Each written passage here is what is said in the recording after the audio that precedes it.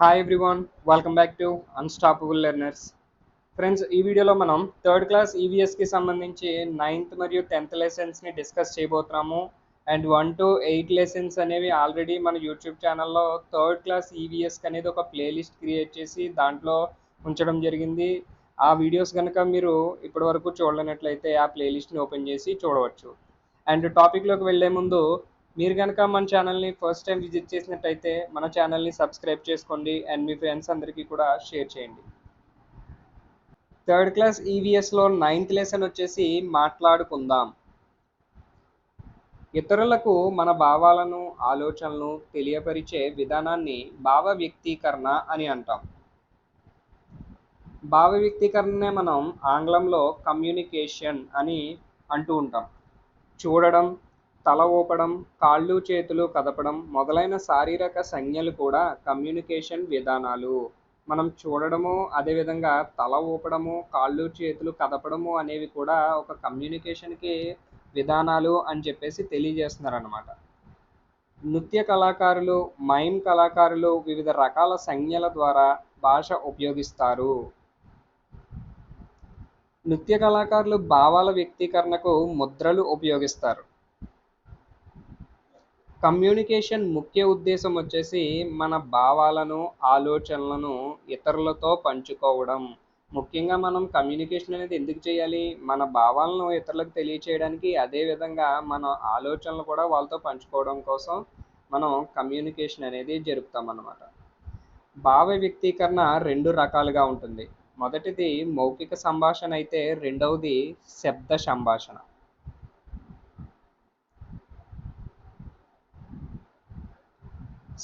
మౌఖిక సంభాషణలో వ్యక్తులు ఒకరికొకరు ఫోన్ ద్వారా కానీ పరస్పరం కానీ మాట్లాడుకుంటారు.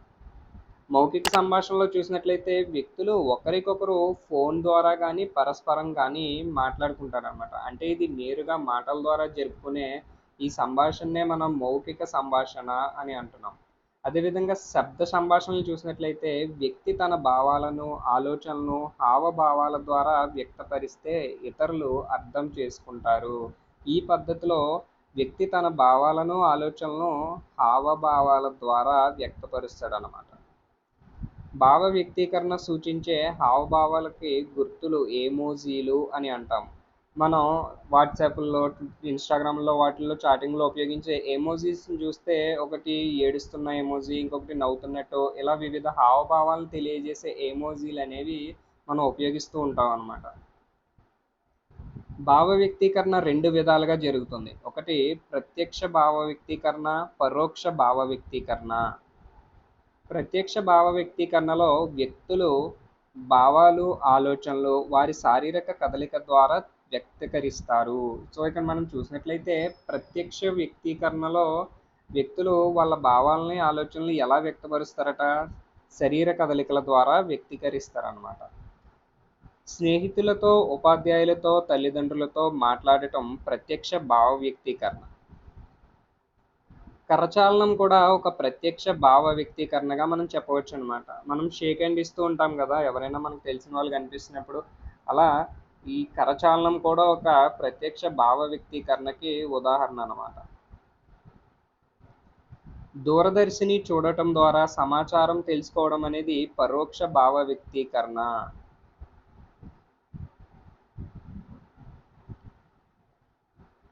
పరోక్ష భావ వ్యక్తీకరణకు ఉదాహరణలు పోస్ట్ కార్డులు, ఫోన్ కాల్స్, మెయిల్స్, మెసేజెస్, ఇలా మొదలైన వాటిని మనం పరోక్ష భావ వ్యక్తీకరణకు ఉదాహరణలుగా చెప్పవచ్చు అనమాట. అంటే మన భావాలను వ్యక్తి మనకి దగ్గరగా లేనప్పుడు ఇతర మాధ్యమాల ద్వారా తెలియజేసే దానిని మనం పరోక్ష భావ వ్యక్తీకరణ అని అంటాం. వాటికి కొన్ని ఉదాహరణలు చూసాం కదా.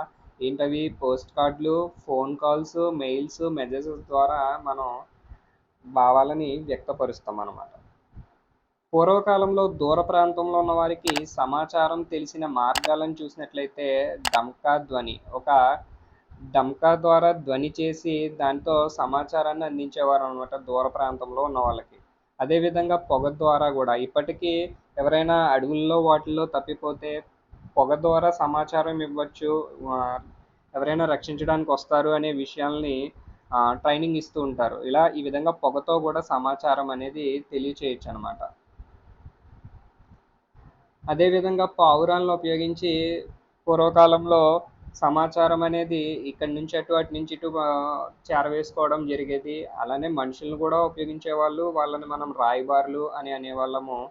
తర్వాత గుర్రపు స్వారీ చేసి వీళ్ళు వేరే ప్రాంతాల్లో ఏం జరుగుతుందో తెలుసుకొని ఇక్కడికొచ్చి తెలియజేసేవారనమాట. ప్రస్తుతం దూరంగా ఉన్న వారికి మెయిల్, మెసెంజర్ ద్వారా మన భావాలు వ్యక్తపరుస్తున్నాం.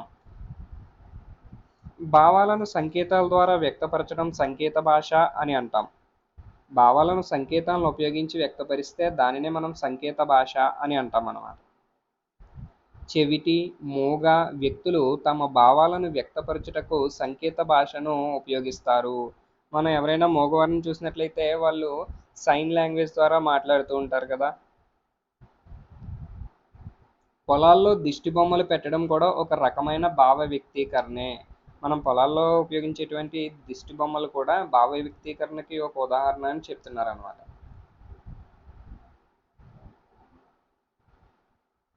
వివిధ జంతువులు వివిధ పద్ధతుల ద్వారా భావ వ్యక్తీకరణ చేస్తాయి. దృశ్య భావ వ్యక్తీకరణలకి చూసినట్లయితే ఇది భావ వ్యక్తీకరణలో దృశ్యం ద్వారా అంటే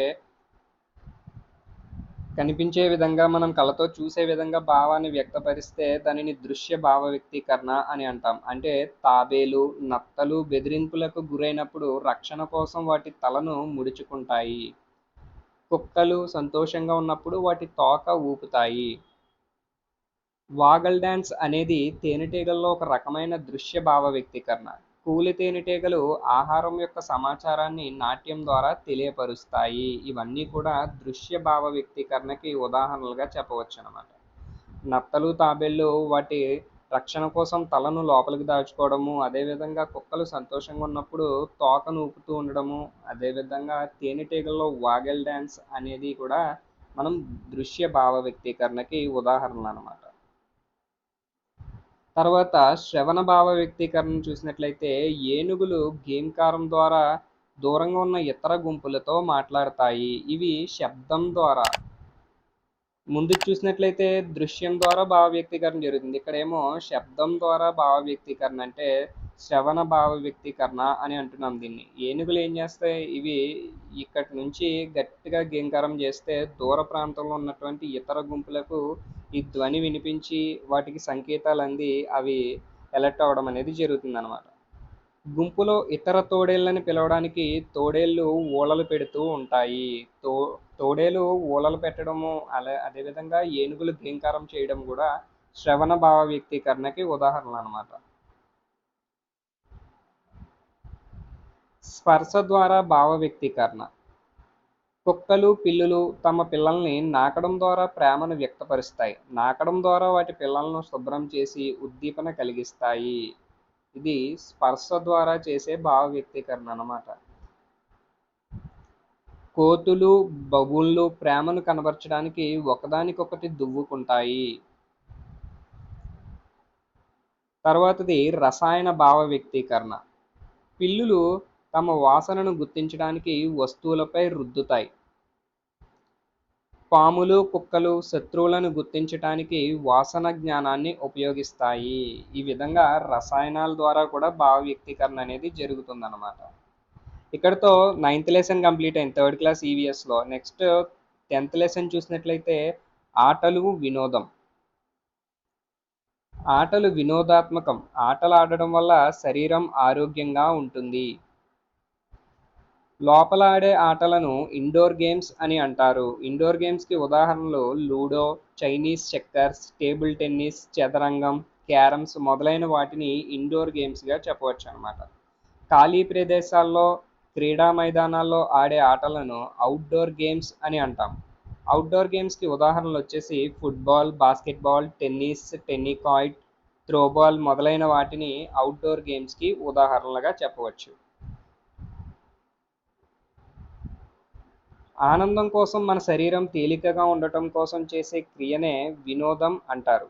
ఎవరి ఆసక్తి మేరకు వారు వివిధ రకాల క్రియలను చేపడతారు. ఉదాహరణకు చదవడం, ఆటలాడటం, సంగీతం ఇలా ఎవరికి ఏది నచ్చితే అది చేసి వాళ్ళు ఆనందం పొందడం, అదేవిధంగా వాళ్ళ శరీరం తేలికగా ఉంచడం కోసం ఇటువంటి వినోదాత్మక చర్యలు చేస్తూ ఉంటారన్నమాట.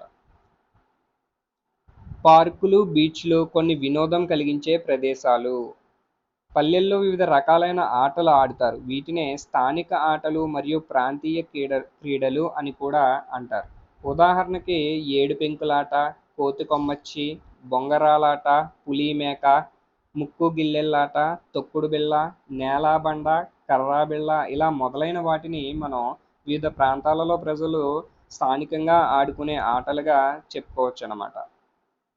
ఆటలు ఆడేందుకు కొన్ని పరికరాలు అవసరం. వాటిని ఆట సామాగ్రి లేదా క్రీడా పరికరాలు అని అంటామన్నమాట. రింగు ఉపయోగించి టెన్నికాయిట్, తాడును ఉపయోగించి తాడాట ఆడతారు. క్రికెట్ ఆడేందుకు వాడే క్రీడా పరికరాలు బాలు, బ్యాట్, స్టంప్స్. వీటిని ఉపయోగించి క్రికెట్ ఆట అనేది ఆడడం జరుగుతుందన్నమాట. క్రికెట్, టెన్నిస్, వాలీబాల్ మొదలైనవి బాల్తో ఆడతారు. మన జాతీయ క్రీడ చూసినట్లయితే హాకీ అనే క్రీడ మన జాతీయ క్రీడ అన్నమాట. మన రాష్ట్ర క్రీడ వచ్చేసి కబడ్డీ. కబడ్డీ ఆటను చెడుగుడు అని కూడా అంటారు. చెడుగుడు ఆట అన్నా కబడ్డీ అన్నా కూడా ఒకటే అన్నమాట. ఇది మన రాష్ట్ర క్రీడ. క్రీడకు కావలసిన క్రీడాకారులు చూసినట్లయితే ఏ క్రీడకు ఎంతమంది క్రీడాకారులు కావాలో చూసినట్లయితే చదరంగానికి 2 క్రీడాకారులు అవసరం. అదేవిధంగా క్యారమ్స్కి కూడా 2 సరిపోతారు. కబడ్డీ ఆటలో 7 క్రీడాకారులు అనేది ఉండాలన్నమాట. క్రికెట్ ఆటలో ఒక జట్టులో 11 మంది ఉంటారు. ఇది మనందరికీ బాగా తెలిసిన విషయమే. క్రికెట్ ఒక జట్టులో 11 మంది ఆటగాళ్ళు ఉంటారన్నమాట.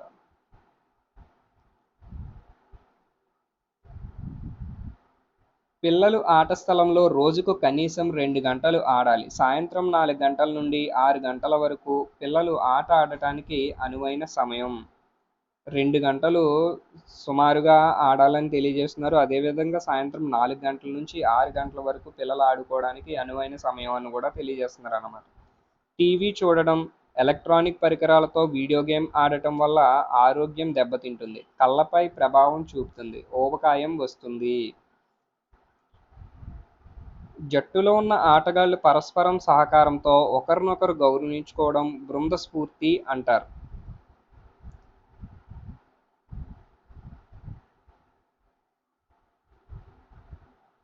నువ్వు పామును చేరుకున్నప్పుడు భయపడకు. ఎక్కడం, దిగడం ఈ ఆటలో అతి సహజం. ఇదొక పొడుపు కథగా చూసినట్లయితే ఇది ఏ ఆట అని చెప్పవచ్చు. వైకుంఠపాళిలో మనకి పాములు, నిచ్చెనలు అనేవి ఉంటాయి. సో పామును చూసినప్పుడు భయపడకు, ఎక్కడం, దిగడం అనేది ఈ ఆటలో సహజం అని చెప్పి ఒక పొడుపు కథ ఇస్తే దానికి సమాధానం వచ్చేసి వైకుంఠపాళి. నలుపు, తెలుపు గళ్ళు మధ్యన రాజు, రాణి. దీని సమాధానం వచ్చేసి చదరంగం. రంగురంగుల గాజు బంతులు గది చూసి కొడితే అన్నీ నీ సొంతం. గోళీ ఆట. ఇందులో రంగురంగుల గాజు బంతులు అంటే గోళీలు ఉంటాయి కదా, వాటిని గురి చూసి కొడితే అన్నీ నీ సొంతమే అని చెప్పేసి గోళీల ఆటకి సంబంధించి ఒక పొడుపు కథ అన్నమాట. రేఖలు లేవు గాని ఎగరగలదు, ఆకాశంలో పైకి వెళ్తుంది. ఇది గాలిపటం. చూడండి ఫ్రెండ్స్, ఇది రెక్కలు. Typing mistake. రెక్కలు లేవు కానీ ఎగరగలదు, ఆకాశంలో పైకి వెళ్తుంది అంటే ఇది గాలిపటం. మనం గాలిపటాలతో కూడా ఆడుకుంటూ ఉంటాం కదా. సో గాలిపటాల గురించి ఇది ఒక పొడుపు కథ అనమాట. ఈ వీడియోలో మనం థర్డ్ క్లాస్ ఈవీఎస్కి సంబంధించి 9th, 10th లెసన్స్ కంప్లీట్ చేసుకున్నాము. అండ్ రిమైనింగ్ లెసన్స్ నెక్స్ట్ వీడియోలో కంప్లీట్ చేసుకుందాం. ఈ వీడియో కనుక మీకు యూస్ఫుల్గా అనిపించినట్లయితే ఖచ్చితంగా మీ ఫ్రెండ్స్ అందరికీ షేర్ చేయండి. మన వీడియోని లైక్ చేయండి. మర్చిపోకుండా మన ఛానల్ని సబ్స్క్రైబ్ చేసుకోండి. Thank you for watching.